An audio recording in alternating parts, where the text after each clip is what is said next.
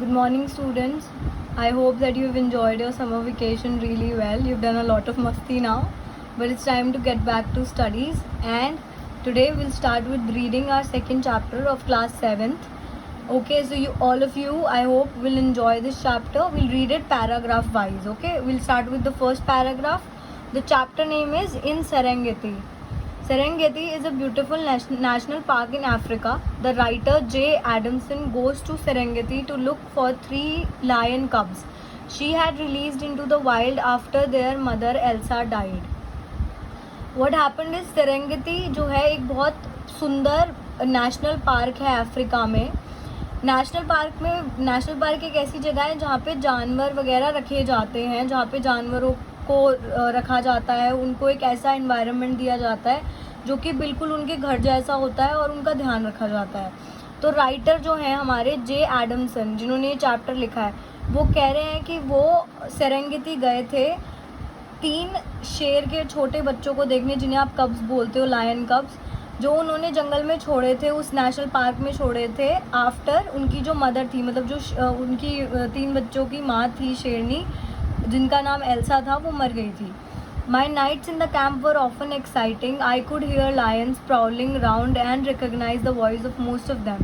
Once I woke to hear lapping noises. Being half asleep, I listened for some time before I realized that a lioness was inside my tent drinking out my basin.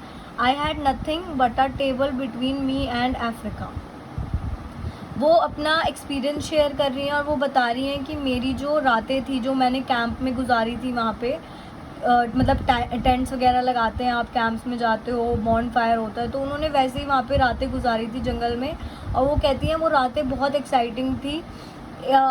उन्होंने जो शेरों के दहाड़ने की आवाज़ें सुनी और उन्होंने उनमें से काफ़ी सारी आवाज़ों को पहचान भी लिया. एक दिन वो अचानक से उठी, उन्होंने कोई आवाज़ सुनी, लैपिंग नॉइसेस जो उन्होंने बोला है. बीइंग हाफ स्लीप, मतलब क्योंकि वो नींद में थी, तो उन्होंने वही आवाज़ें दोबारा सुनी थी, पहले भी सुनी थी, और उन्होंने देखा और उन्हें रियलाइज़ हुआ कि ये लायनेस है जो उनके टेंट में आके पानी पी रही है बेसिन के अंदर. उनके टेंट में पानी का एक बेसिन था जिसमें थोड़ा सा पानी रखते थे वो लोग. तो वो देखती हैं, वो जब उठती हैं और आधी नींद में होती है, तो उन्हें पता लगता है कि एक शेरनी उनके टेंट में आ गई है और उस बेसिन से पानी पी रही है. और उस जैसे कि आप सोच सकते हो कि वो सो रही थी और उनके और उस शेरनी के बीच में सिर्फ एक टेबल थी. I shouted at her and urged her to go away, which obligingly she did. This incident I reported to park warden. He told me that the lions of Serengeti were known to go into tents, pluck at a ground sheet and take a look round to see what was going on. उन्होंने क्या किया, उन्होंने चीखा, क्योंकि वो डरी, तो डर के वजह से उन्होंने चीखा और उस शेरनी पे चीखा और उन्होंने उसे बोला कि बाहर जाओ यहाँ से.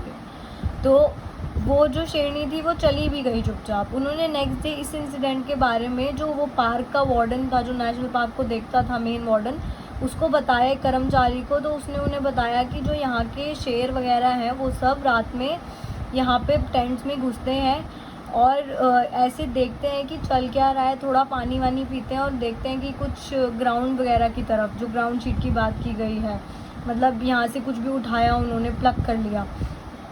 On another occasion, I was kept awake by snorting of buffalo. In the light of my torch, I saw 3 huge beasts standing within 20 yards of my tent. All I could do was to try to blind them with my light. They took a long time to make up their minds and I nearly got cramp.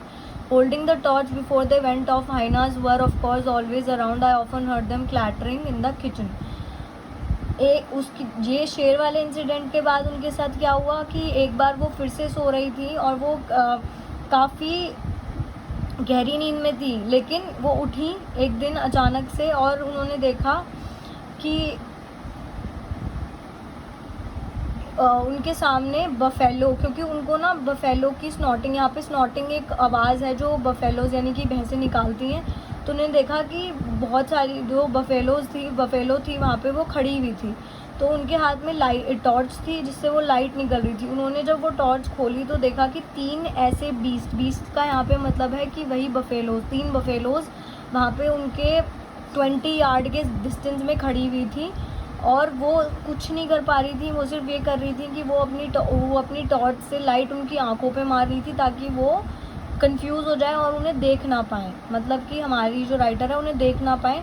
They took a long time to make up their minds, मतलब उन्हें काफ़ी time लगा समझने में और देखने में, और उन्हें क्रैम्प भी आया। I got a cramp. Cramp क्या होता है कि जब आपकी मसल, अब भागते हो, कभी कभार दौड़ रहे हो, तो एकदम से ऐसा होता है ना कि आपकी मसल में बहुत तेज़ दर्द होना शुरू हो जाता है, तो हम उसी को क्रैम्प बोलते हैं। तो उन्होंने टॉर्च भी हाथ में पड़ी हुई थी और वो चले गए उस, ठीक है।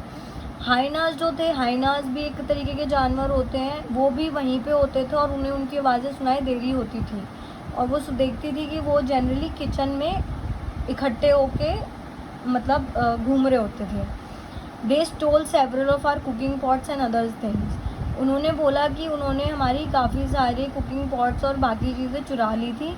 सम of my nocturnal visitors made my heart beat fast. ये जो नॉक्टर्नल का मतलब होता है रात में जो आते हैं, नॉक्टर्नल का बेसिक मीनिंग इज नाइट से होता है। आप नॉक्टर्नल विजन भी बोलते हो, जिसका मतलब रात में दिखना। तो ये नॉक्टर्नल विजिटर्स, इसका मतलब है कि रात में जो जानवर आ जाते थे, उस वजह से उनकी जो हार्ट बीट थी वो तेज़ हो जाती थी, क्योंकि वो डरने लग जाती थी। However, the roaring of the lions in the stillness of night never seemed to be a blood-curdling noise. लेकिन उन्होंने बोला कि वो सब तो था, लेकिन जो वो उन्हें शेरों की आवाज़ या शेरों के दहाड़ने की आवाज़ आती थी रात को, उन आवाज़ों ने उन्हें कभी भी परेशान नहीं किया, ना उनके कभी मतलब ब्लड कर्डलिंग का मतलब है कि खून जमना एकदम से, कि आप जब डर जाते हो तो आप बोलते हो ना कि अरे मतलब बहुत ज़्यादा डर गई, तो उनके साथ कभी ऐसा नहीं हुआ। It was a most wonderful sound and often appealing gentle.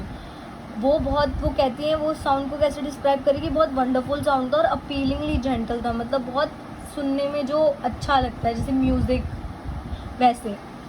The lions close to Seronera were used to visit since cubhood. जो लायंस जो थे वो सेरोनेरा के क्लोज थे, वो जो है विजिट करते थे कबहुड से। कबहुड मतलब जैसे हमारा चाइल्डहुड होता है, वैसे ही लायंस का कबहुड होता है, क्योंकि उनके बच्चों को कब्स बोला जाता है, जो मैंने आपको शुरू में बताया था। तो उनके बचपन को क्या बोलते हैं, हम कबहुड बोलते हैं। Many had been surrounded by cars while suckling their mothers. कुछ कारों से घिरे हुए होते थे बच्चे लायंस के, जब वो अपनी माँ का दूध पी रहे होते थे, मतलब शेरनियों से दूध पी रहे होते थे। अब हम आते हैं नेक्स्ट पेज पे। They had therefore come to regard human beings and motors as a natural feature in their lives and were particularly friendly. तो इस वजह से उनको बचपन से आदत हो गई थी इंसानों के आसपास रहने की, गाड़ियों की, और उनको लगने लगा था कि हाँ ये नेचुरली होता है, और वो कुछ भी ऐसे खतरनाक नहीं करते थे, ना उन्हें उनसे डर लगता था, वो उनके साथ फ्रेंडली ही रहते थे। The wild animals seem to consider car as some kind of fellow creature with strange habits and a peculiar scent, but nevertheless harmless, except in areas in which people have hunted or shot from cars. Generally wild animals जो होते थे, वो जैसे गाड़ियाँ होती हैं, motor bikes होती हैं, इन सबको नॉर्मल समझते थे, और मतलब सोचते थे कि ये हमारी तरह ही कोई दूसरे टाइप के जानवर हैं, कोई क्रिएचर्स हैं जिनकी स्ट्रेंज हैबिट है, मतलब अलग टाइप के हैं, और उनकी कोई अलग खुशबू है। बट नेवरथलेस हार्मलेस, मतलब उन्हें ये भी पता था कि ये हमें हार्म नहीं करेंगे। लेकिन कुछ एरियाज़ में क्या होता था कि जब शिकारी शिकार करने आते थे तो वो गाड़ियों से उन्हें मारते थे, तो वहाँ उन जगहों पे वो जानवर ऐसी चीज़ों से डरते थे, मतलब गाड़ियों से डरते थे, अदरवाइज़ नहीं डरते थे। So long as passengers do not talk too much or move, they do not cause harm. इसलिए जब तक पैसेंजर ज़्यादा बातें नहीं कर रहे होते थे या घूमते नहीं थे, तो वो तब तक जानवर कुछ नहीं बोलते थे, उन्हें ना उनको कुछ हार्म करने की कोशिश करते थे। But when they get out the animals panic and race away. Every day we met many lions, but there was